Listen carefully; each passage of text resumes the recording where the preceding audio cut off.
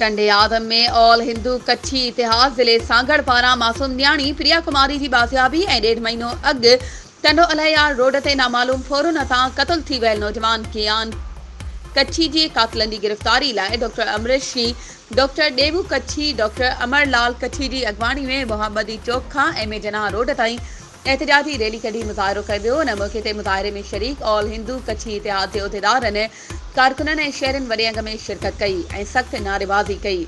मुज़ाहिरे खे ख़िताब कंदे अॻवाननि चयो त मासूम न्याणी प्रिया कुमारी खे अगवा थींदे काफ़ी साल गुज़री चुका आहिनि, पर हिन महिल ताईं हूअ बाज़ियाब न थी सघी आहे।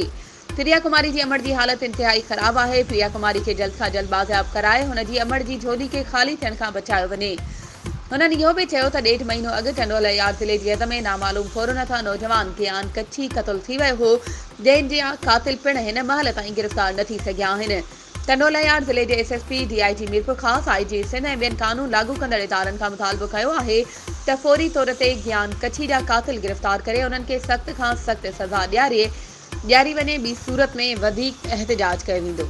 वधीक ख़बरुनि ऐं अपडेट्स जे लाइ असांजे चैनल खे सब्सक्राइब कयो ऐं हा, बेल आइकन खे प्रेस करणु न विसारिजो त जीअं असांजी हर नई अचण वारी वीडियो तव्हां ताईं पहुचे।